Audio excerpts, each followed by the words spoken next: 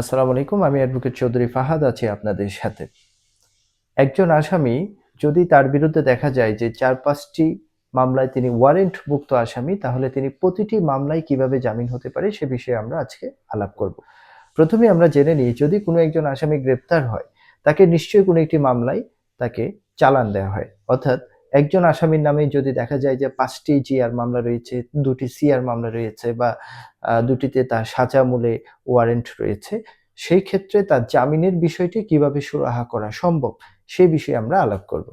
যখন কোনো একজন আসামিকে গ্রেপ্তার করা হয়, তার বিরুদ্ধে প্রথমে আমরা দেখলাম যে ফরওয়ার্ডিং এ একটি মামলায় তাকে চালান দেওয়া হয়েছে। এবং আসামি যদি জানে যে তার বিরুদ্ধে আরো ৪ টি মামলা রয়েছে, প্রত্যেকটি মামলায় তার বিরুদ্ধে গ্রেপ্তারি পরোয়ানা রয়েছে, সেই ক্ষেত্রে তিনি বাকি যে মামলাগুলোতে তার গ্রেপ্তারি পরোয়ানা রয়েছে, ওই মামলাগুলোর কপিস বিজ্ঞ আইনজীবীকে যদি দেন, তখন বিজ্ঞ আইনজীবী সেই মামলাগুলোতে তাকে শোন অ্যারেস্ট দেখানোর আবেদন করে থাকেন। এভাবে প্রতিটি মামলায় এক এক করে, ধরে নিলাম তার বিরুদ্ধে ৫ টি মামলা রয়েছে, প্রতিটি মামলাতে তাকে শোন অ্যারেস্ট দেখানো হলো। শোন অ্যারেস্ট দেখানোর পরে সেই মামলায় তাকে জামিনের দরখাস্ত দিয়ে জামিন চাইতে পারে। ধাপে ধাপে প্রতিটি মামলায় তিনি যখন জামিনে মুক্তি লাভ করবেন, তখনই তিনি জেলখানা থেকে মুক্তি হবেন। অর্থাৎ একটা কথা পরিষ্কার, যখন একজন আসামির বিরুদ্ধে ৫ টি মামলা থাকে, যদি তাকে যেই মামলাতে গ্রেপ্তার করা হয়েছে সেই মামলায় জামিনে সে যদি বের হয়ে আসে, বাকি মামলাতে পুনরায় গ্রেপ্তার হওয়ার একটি আশঙ্কা থেকে যায়। পুরো বিষয়গুলোকে একসাথে সমাধান করার জন্য বাকি যে মামলাগুলো রয়েছে, সেই মামলাতে যদি তাকে শোন অ্যারেস্টের আবেদন করা হয় এবং তিনি যদি ওই বাকি মামলার বিষয়গুলো যদি নিষ্পত্তি করে একেবারেই বের হন, তাহলে তার পুনরায় গ্রেপ্তার তিনি এড়াতে পারবেন এবং তিনি প্রত্যেকটি মামলায় তিনি জামিনে মুক্তি লাভ করে থাকবেন। আবার অনেক সময় দেখা যায় যে আমি একটি মামলায় জামিন হলাম। অর্থাৎ একজন গ্রেপ্তারকৃত আসামি একটি মামলায় জামিন হলো। তার আরো ৩ টি মামলা রয়েছে, সেগুলো শোন অ্যারেস্ট দেখিয়ে, সেখানে অনেক সময় দেখা যায় কিছু মামলা রয়েছে খুব জটিল। অস্ত্রের মামলা হতে পারে, হত্যা মামলা হতে পারে কিংবা অন্য কোনো জটিল মামলা, যেখানে জামিনে মুক্তি লাভ করতে একটু সময় লেগে যাচ্ছে। এরই মধ্যে ১ম এই যে মামলাটিতে তিনি জামিন লাভ করেছেন, সেই মামলায় যদি কোনো তারিখ পড়ে, ওই তারিখে বিজ্ঞ কৌশলী তাকে কাস্টডি হাজিরা দিতে পারেন।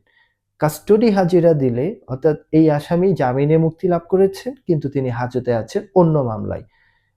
ওই অবস্থায় যে মামলাতে তিনি জামিন লাভ করেছেন, তাকে প্রোডাকশন ওয়ারেন্ট দিয়ে পরবর্তী তারিখে হাজির করার নির্দেশ দেওয়া হয়, যেটাকে আমরা পিডব্লিউ ইস্যু করা বলে হয়ে থাকে। পিডব্লিউ ইস্যু করে থাকেন। ধরলাম যে মামলায় তিনি আজকে গ্রেপ্তার হলেন, জিআর 20/2025, এই মামলাতে তিনি গ্রেপ্তার হলেন। এই মামলাতে তিনি জামিন লাভ করেছেন, কিন্তু তিনি আরো ৩টি মামলার আসামি হওয়ার কারণে, সেই মামলার জামিনের আবেদন প্রসেসিং এ থাকার কারণে আহ, তিনি ওই মামলাগুলো জামিনের নিষ্পত্তি না হওয়া পর্যন্ত তিনি হাজতে রয়েছেন।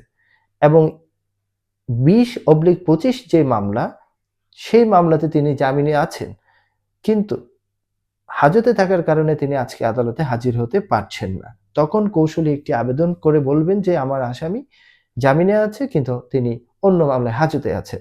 তখন তাকে পিডব্লিউ ইস্যু করা হয়। অর্থাৎ মাননীয় আদালত তাকে দেখতে চান আসলেই তিনি হাজতে আছেন কিনা। ইন দ্য মিন টাইম, আজকের তারিখ হচ্ছে ১/৫/২০২৫। পিডব্লিউ ইস্যু করা হলো ১/৬/২০২৫।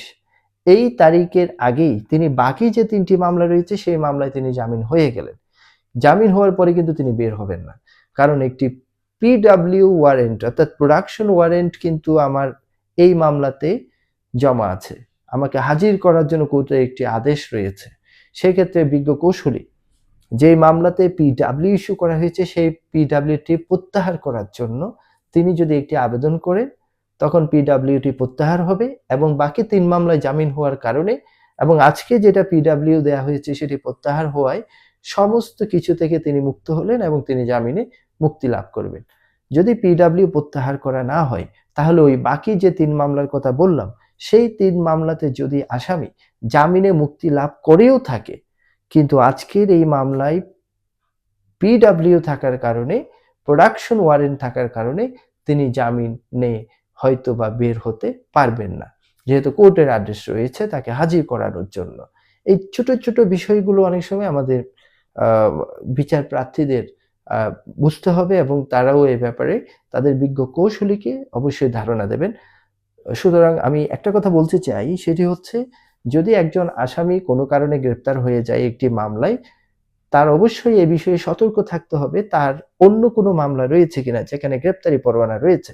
যদি এমনটা হয়ে থাকে বাকি মামলাগুলো পরিবেশ বুঝে, প্রয়োজন বুঝে আইনজীবীর সাথে কনসাল্ট করে ওই মামলাতে তিনি শোন অ্যারেস্ট হবেন। শোন অ্যারেস্ট দেখাবেন। আমি বলছি না যে অবশ্যই তাকে প্রত্যেকটি মামলায় শোন অ্যারেস্ট বাধ্যতামূলক দেখাতে হবে। সেটি মামলার গুণাগুণ বিশ্লেষণ করে আইনজীবীর সাথে পরামর্শ করে এই বিষয়ে তিনি একটি আ সিদ্ধান্ত নিতে পারেন। তো আমার আজকের এই ভিডিওর উদ্দেশ্যটা রয়েছে, অনেক সময় আসামিরা একটি জায়গায় ভুল করে থাকে, তার বিরুদ্ধে ৫ টি যদি মামলা থাকে, একটি মামলাতে জামিন হয়ে সে বেরিয়ে আসলো। পরবর্তীতে দেখা যাচ্ছে বাকি ৩ টি মামলাতেও সে গ্রেপ্তার হচ্ছে। অথচ এই সমস্ত কিছু কাজ একসাথে সমাধান করা যেত। অর্থাৎ একটি ডিম আনতে যদি আমি আপনাকে যদি দোকানে পাঠাই, আপনি নিশ্চয়ই ৫ বার যাবেন না। একটা ডিম আনলেন আবার গেলেন, একটা ডিম আনলেন আবার গেলেন। বিষয়টা এরকম না। একসাথে নিশ্চয়ই ৫ টি ডিম নিয়েই আপনি ঘরে আসবেন। তো মামলার বিষয়টিও কিন্তু অনেকটা সেরকম। যারা বিচার প্রার্থী রয়েছেন আ তাদের অনেক প্রশ্ন রয়েছে। সব প্রশ্ন এক কথায় দেয়া সম্ভব নয়। ১০০ টা প্রশ্নের ১০০ টা উত্তর রয়েছে। আইন একটি খুবই বিশাল জগৎ। তারপরেও সাধারণ বিচার প্রার্থীদের সুবিধার কথা বিবেচনা করে আমি এই ছোট, ছোট এই পরামর্শগুলো দিয়ে থাকি। সবাই ভালো থাকবেন। আসসালামু আলাইকুম।